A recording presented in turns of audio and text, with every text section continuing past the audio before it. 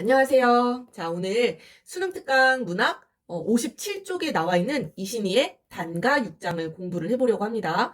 자, 이 단가 6장은 일단 뭐 짧은 노래 뭐 이런 뜻인데 6장 바로 6개의 연으로 이루어져 있는 연시조예요. 연시조. 자, 연시조. 굉장히 중요한 갈래죠. 그죠? 우리가 흔히 수능이나 이제 모평에 가장 많이 출제가 되는 갈래 바로 연시조 그리고 가사작품 꼭 공부해야 되는 갈래예요. 그죠? 연계교재에 실려 있으니까 요 단가 6장은 여러분들 눈여겨보시면 좋을 것 같습니다. 자, 이 작품에 대해서 미리 이야기를 해보자면요. 이 노래는 유배 시가 해당되는 노래예요. 아마 이 유배 문학과 관련된 작품들, 몇몇 작품들 여러분들 공부한 게 있을 텐데요. 이 유배 시가에 나오는 이 공통된 그런 정서들을 선생님이 한번 정리를 해봤습니다. 자, 유배 가가지고 어떤 정서들이 주로 그려지냐면요. 연군, 그리워하는 거죠. 임금을, 우국, 나라를 걱정하는 마음, 그리고 나는 억울해. 나는 뭐 해받았어. 나는 귀양 오면 안 되는 거였는데, 그죠? 네, 원망하는 그런 정서도 드러나고요. 그쵸. 유배지에서 굉장히 고통스럽고 살기 힘든 경우도 있거든요. 그래서 고통스럽고 이 유배지에서 어떤 슬픔, 외로움, 쓸쓸함, 그리고 부모를 그리워하는 그런 정서가 나타나는 시들도 있습니다. 그리고 님가의 임금이겠죠? 재회를 소망하면서 정계 복귀를 소망하는 이런 정서들이 유배시가에 나타날 수 있는 그런 정서들이에요. 자, 이런 정서 중에 이 단가 6장에는 어떤 정서가 드러나는지 여러분들 한번 체크하면서 감상하시면 매우 좋을 것 같습니다. 자, 우리 뭐 이거 그렇게 긴 연시조는 아니거든요. 6개밖에 안 이루어져 있기 때문에 굉장히 짧고 또 여기 나와 있는 것이 굉장히 출제될 가능성이 높다라는 점 염두에 두시고 공부를 꼼꼼히 해주시면 좋을 것 같습니다. 자, 1장입니다. 자, 첫 번째 연. 자, 어떤 내용으로 이루어져 있는지 같이 한번 볼게요. 자, 장부의 하울 사업 아는가 모르는가. 장부라는 건 대장부를 얘기하겠죠. 그죠? 대장부가 해야 되는 사업, 해야 되는 일이에요. 이 대장부라면 해야 되는 일 아느냐 모르느냐 내가 알려줄게. 바로 효제 충신 요거 해야 된다라는 거예요. 대장부라면. 바로 효제 충신 유교적인 이념이죠. 이거 다 풀이 되죠? 효도할 때 효 아니에요. 부모에 대한 효, 형제 간의 어떤 우애, 충이야 뭐 신하로서, 그지? 임금에 대한 충성, 뭐 벗 사이의 어떤 믿음, 뭐 이런 것들 다 이 유교에서 이야기하는 덕목이죠. 자, 이런 효제 충신밖에 하올 일이 또 있는가라고 했어요. 서리법 강조하고 있는 거죠. 효제 충신이 그만큼 중요하다라는 얘기입니다. 대장부라면 꼭 해야 되는, 꼭 실천해야 되는 덕목이란 얘기죠. 어즈버 이런 건 감탄사예요. 인도의 하울일, 인간이라면 해야 되는 도리겠죠. 인간의 도리에 하울일이, 해야 될 일이 다만 인가하노라. 여기서 이라는 거는 효제 충신을 이야기하는 겁니다. 다만 이것뿐인가 하노라. 자, 그래서 첫 번째 연은요. 사실 첫 번째 연만 보면은 이게 유배 시간가? 잘 모르겠죠, 그죠? 유교적인 그런 굉장히 자기가 해야 될 일에 대해서 굉장히 강직하게 장부의 도리를 이야기하는 그런 내용으로 이루어져 있네요. 그래서 장부로서 해야 되는 일, 효제 충신에 대해서 천명하는, 이야기하는 그런 부분이었습니다. 자, 두 번째 연으로 가시면은 이제 점점 유배 시가구나 라는 것을 알 수 있게 해주는 그런 상징적인 시어들이 나와요. 자, 남산에 많던 솔이 어디로 갔단 말인고 다 어디로 사라졌나 봐요. 자, 이 남산이라는 것은 어디에 있어요? 그렇죠? 서울에 있어요. 그래서 이 남산이라는 거는 지금의 서울, 옛날로 치면은 한양을 의미한다라고 보실 수 있어요. 이런 거 뭐 대유법이라고 하잖아요. 대유법 들어보셨나요? 비유법 중에 하나예요. 뭐 빗대어서 뭐 이런 거는 시험에 잘 안 나오는데 아무튼 부분을 가지고 전체를 빗대었을 때 우리가 대유라고 합니다. 그래서 남산은 한양이라고 생각하시면 돼요. 그 한양에 임금이 계시는 그 한양에 많던 소나무가 다 지금은 사라졌다는 얘기예요. 자, 이 소나무 우리 상징적인 의미 여러분들 알고 계시죠? 이 소나무 하면은 사시사철 푸른 나무기 때문에 변하지 않아요. 그죠? 그래서 지조 절개를 상징하는 그런 자연물로 우리가 관습적으로 사용을 하는 자연물이란 말이에요. 그래서 소나무 하면은 충신. 화자는 누구? 화자도 충신이겠죠. 그죠? 그래서 화자를 포함한 충신들을 소나무라고 상징적으로 표현을 한 겁니다. 자, 그래서 이 소나무들이 다 지금 어디 사라졌나 봐요. 뭐 때문에? 난 후에 부군이 그다지도 날래시고 그다지도 날랠까라고 하네요. 자, 이 난이라는 거 뭔가 복잡한 일이 있었나 봐요. 우리 시대적 상황이랑 연결지어 보면요. 이 이신이라는 사람요. 이 인목대비 폐위에 반대하는 상소문을 올렸다가 유배를 갔어요. 어디로 유배를 갔냐면은 저 북쪽 지금 러시아랑 맞닿아 있는 그곳 함경도로 유배를 갔어요. 함경도가 어디 있는지 알아요? 이렇게 우리나라 지도 있으면 여기 백두산 있는 이 부분 있죠. 한 이만큼이 함경도예요. 함경도. 굉장히 멀리 유배를 갔죠. 뭐 이거 뭐 죽으라는 거지 뭐 이거 산밖에 없지 않아요? 아무튼 이 난 이후에 부군이라는 건 도끼예요. 둘 다 도끼라는 뜻입니다. 이 도끼가 그다지도 아주 날래가지고 이 도끼날로 소나무가 배임을 당했다라는 얘기입니다. 이해되시죠? 자, 그래서 이거는 무엇을 빗댄 상황이냐? 바로 이 도끼로 소나무를 베듯이 이 소나무와 같은 충신들이 이 난으로 화를 입어서 뭐 죽었거나 죽임을 당했거나 화자와 같이 유배를 갔거나 뭐 이런 상황을 빗대어서 표현한 거라고 보시면 되겠죠. 그래서 이 도끼날이 날래다라는 표현은 바로 그러한 상황에 대한 이 정쟁 상황에 대한 안타까움의 정서가 드러나는 부분이에요. 자, 종장 가볼게요. 두어라 우로가 곧 깊으면 다시 볼까 하노라 라고 했어요. 자, 여기 우로가 나오네요. 우로. 자, 앞에 난이라든가 이 부군이라든가 이런 거는 부정적인 시어에 해당이 되는데 자, 우로는 어떨지 한번 여러분들 생각해 보세요. 우로. 대부분 이 우는 비라는 뜻이고요. 그죠? 로라는 거는 이슬이란 뜻이잖아요. 이슬. 비이슬. 비? 별로 안 좋을 것 같은데? 이렇게 생각하시면 안 돼요. 잘 보시면 이 나무는 무엇을 먹고 자라요? 그쵸? 우로를 먹고 자랍니다. 그래서 우로가 곧 깊으면 다시 만날 수 있다. 다시 볼 수 있다. 라고 이야기를 하니까 이 우로는 긍정적인 시어구나 라고 봐야 되는 거예요. 바로 지금 이 부정적인 상황을 해결할 수 있는 그 무언가라고 여러분들 보셔야 되는 거죠. 그래서 한 걸음 더 나아가자면요. 이 우로는 바로 임금의 은혜를 상징하는 시어입니다. 소나무를 원래의 모습으로 만들어줄 수 있는 임금의 은혜. 그래서 이 우로가 깊으면 바로 이 소나무들이 다시 자랄 것이다 라는 거죠. 그래서 여기에는 임금이 다시 불러줬으면 하는 바로 정계 복귀에 대한 소망이 드러나는 부분입니다. 자, 굉장히 상징적인 시어들이 많이 사용됐죠? 자, 시대적 상황이랑 연결지어서 보셔야 됩니다. 그래서 당대 정치적인 어떤 상황과 인재 복귀. 인재에는 나도 포함되겠죠, 그죠? 인재 복귀에 대한 희망을 노래한 게 바로 두 번째 연. 자, 3장으로 내려가 볼게요. 자, 3장에는 좀 더 이제 화자의 정서, 신세한탄으로 들어갑니다. 자, 창밖에 새우가 오고 뜰가에 제비가 막 날아다녀요. 자, 새우가 온다. 가랑비잖아요. 가는 비가 추적추적 내려요. 일단 좀 분위기가 쓸쓸한 그런 분위기를 이제 딱 잡고 들어가는 겁니다. 자, 그때 화자의 눈에 들어오는 대상 날아다니는 제비예요. 적객의 회포는 무슨 일로 끝이 없어. 저 제비 비비를 보고 한숨 겨우 하나니. 자, 쉽죠? 정서가 직접적으로 다 나와 있잖아요. 회포, 한숨. 화자의 상황 부정적이구나 라는 거 알 수가 있고요. 자, 적객, 나그네 객은 알겠어. 적객이 무슨 뜻일까? 자, 이 적이라는 게요. 유배라는 뜻이 있어요. 그러니까 이 귀양살이를 하는 나그네라는 뜻이에요. 자, 화자의 처지 나와 있죠? 귀양살이, 유배와 있다라는 얘기입니다. 자, 적객은 화자를 의미해요. 그래서 적객의 회포. 화자에게는 이 회포가 많아. 마음속에 막 생각, 걱정, 근심, 끝이 없대요. 그런데 저 제비는 비비가 뭐예요? 막 날아다니는 거예요. 어떤 이미지가 떠오르세요? 좀 시각적으로 떠오르셔야 됩니다. 이 제비는 굉장히 자유롭게 막 날아다녀. 역동적인 느낌도 들죠? 그죠? 바로 화자와 이거 체크해야 되겠네요. 그죠? 대비를 이룬다라는 거. 화자는 지금 이 귀양지에 속박되어 있잖아. 그치? 묶여 있어. 제비는 날아다녀. 자유롭게. 자, 화자와 대비를 이루면서 뭐예요? 이런 거 객관적 상관물이잖아요. 화자의 정서를 보다 강조하고 심화하는. 여기서 화자의 정서는 뭐예요? 회포, 한숨, 시름 이런 거예요.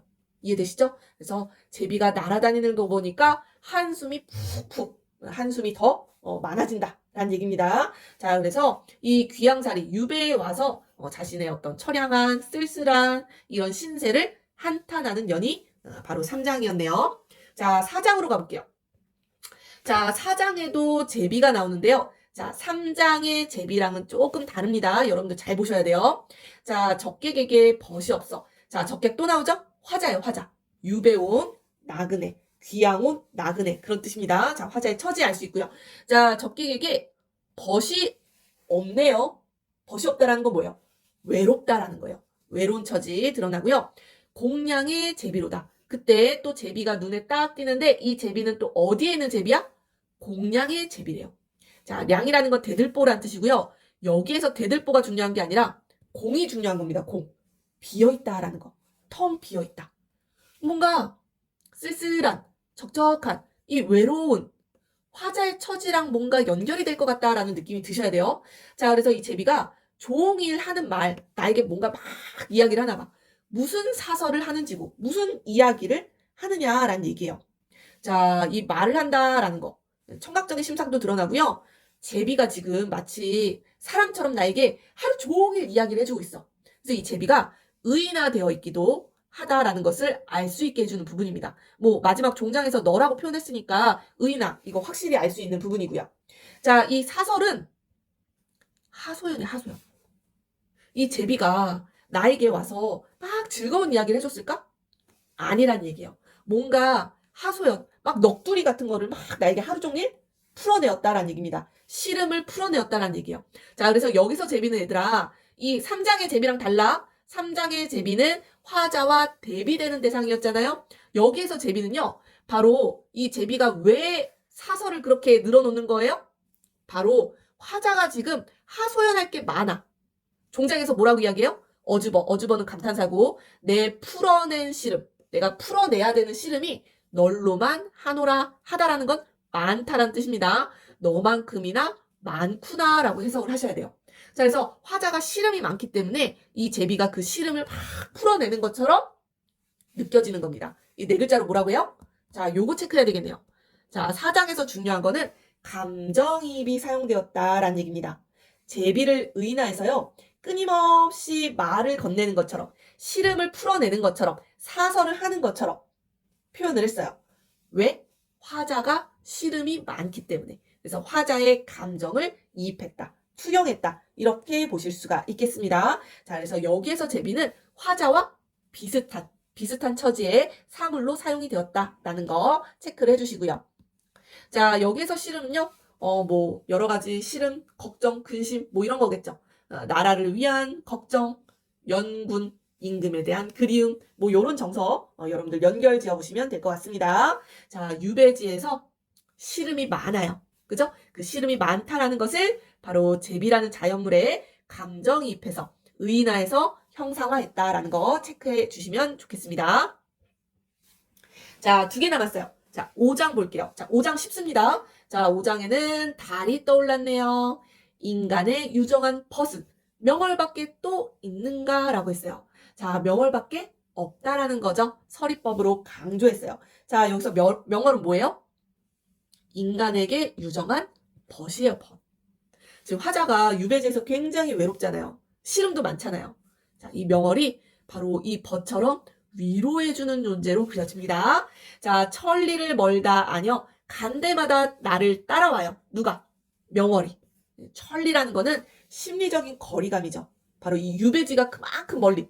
그런데 함경도면 진짜 멀긴 먼데. 아무튼 유배지가 굉장히 멀리 떨어진 곳처럼 느껴지는 거죠. 자, 그런데 그렇게 멀리 떨어진 곳까지 나를 따라와. 명월 비춰주니까. 그지? 어주버 감탄사죠? 반가운 옛 벗이 다만 너인가. 이거 의인하네요. 그죠? 너인가 하노라. 자, 화자의 정서 나오죠? 명월을 보면서 반가워하는, 반가이 맞이하는 그런 모습. 자, 그래서 5장은 그만큼 귀양살이가 외롭다라는 거. 명월밖에 벗이 없구나. 이렇게 표현을 했습니다. 자, 마지막. 자, 6장을 보시면은요. 자, 요것도 나오네요. 아까는 소나무가 나왔죠? 2장에서. 이번에는 매화가 나옵니다. 매화. 자, 설월에 매화를 보려 잔을 잡고 창을 열었어요. 자, 설월. 계절감 드러나죠? 겨울, 월, 달이 떴어요? 시간적 배경, 밤이에요. 자, 겨울밤. 얼마나 추워요? 그죠? 이 추운데도 피어나는 꽃이 있어요. 바로 매화입니다. 매화가 이 잔설을 해치고 피는 꽃이라고 해서 바로 지조와 절개를 상징하는 자연물로도 우리가 많이 사용을 하고 있어요. 그래서 사군자라고 하잖아요. 사군자. 매난국죽. 매난국주. 바로 이 선비들의 지조와 절개를 상징하는 꽃입니다. 자, 그래서 화자가 그러하잖아요. 그래서 화자의 지조와 절개를 상징하는 꽃이라고 보셔도 될 것 같습니다. 자, 그런데 상황이 좋지 않죠. 섞인 꽃 여윈 속에 꽃이 여위였어. 너무 눈이 차가워서, 너무 날이 차가워서, 너무 추워서 부정적인 상황을 의미하는 거죠. 여윈 속에 여윈 꽃 사이에서 잦은 것이 향기로다라고 했어요. 향기가 암향이 살며시 나는 거예요. 자, 이 향기라는 건 이제 후각적인 심상 드러나고요. 이 매화의 향기는 변함없는 너무너무 추운 혹독한 이런 정치적인 시련 속에서도 변함없는 충절을 의미하는 시입니다. 매화향기, 지조절개, 변함없는 충절 연결해 보세요. 자, 어즈버 감탄사고요. 호접이 이 향기를 알면 애 끓일까 하노라. 자, 그럼 호접이 뭐냐? 여러분들 생각을 해보셔야 된다는 거예요. 이 호접이 향기를 알면, 이 나의 충절을 알면, 변함없는 나의 마음을 알면 애가 끊어질까 하노라. 매우 슬퍼할 것이다 라는 얘기예요. 그렇다면 이 호접은 누구일까요? 바로 지금은 나의 충절을 몰라주는 임금. 호접은 얘들아 나비야, 나비. 자, 나비. 이 나비는 자신의 충절을 몰라주는 임금을 상징하는 자연물로 사용이 되었네요. 자, 그래서 이 임금이 이 매화 향기를 맡으면 나의 충절을 알아줄 텐데 지금은 그렇지 못하다라는 거죠. 그래서 임금에 대한 원망의 정서도 드러난다라고 체크해 보실 수 있겠습니다. 자, 그러면서 임금에 대한 변함없는 충정을 노래하고 있다. 이렇게 정리를 해볼게요. 자, 전체적인 주제 체크해 보시고요. 자, 선생님이 조금 정리를 해봤는데요. 자, 정리된 거 마지막으로 설명하고 마무리하도록 하겠습니다. 자, 이 작품은요, 굉장히 자연물들이 많이 사용된 작품이거든요. 그래서 이 화자와 이 자연물들의 관계 살펴볼게요. 자, 일단 제비가 2번 등장했던 거 기억나시죠? 그죠? 자, 근데 이 제비가 각각 역할이 달라요. 자, 하늘을 자유롭게 날아다니는 제비는 유배지에 있는 화자와는 대비되는 대상입니다. 대비. 그래서 이 날아다니는 제비를 보면서 화자의 시름이 더 짙어지는, 정서를 심화시키는 객관적 상감물 이렇게 봐주시면 될 것 같고요. 막 사설을 나에게 종일 말을 건네고 있다라고 표현했던 그 제비는요. 왜 사설을 늘어놓느냐? 바로 화자가 시름을 풀고 싶기 때문이거든요. 그래서 화자의 감정이 이입된 대상물로 보셔야 됩니다. 그래서 화자의 감정이 이입된 또는 뭐 투영된 그런 대상물은 사설을 늘어놓는 제비 이렇게 봐주시면 될 것 같고요. 자, 화자가 천리나 떨어진 유배지에 왔는데도 따라와 주는 존재가 있었죠? 바로 달입니다. 달. 그래서 달은 진정한 벗의 모습. 바로 나를 위로해주는 존재라고 봐주시면 될 것 같고요. 자, 화자와 비슷한 대상물이 있었죠? 화자의 그런 충정을 나타내는 소재들. 소나무와 매화가 있었는데요. 자, 이 소나무는 2장에 나오죠. 이 소나무를 괴롭히는 게 뭐예요?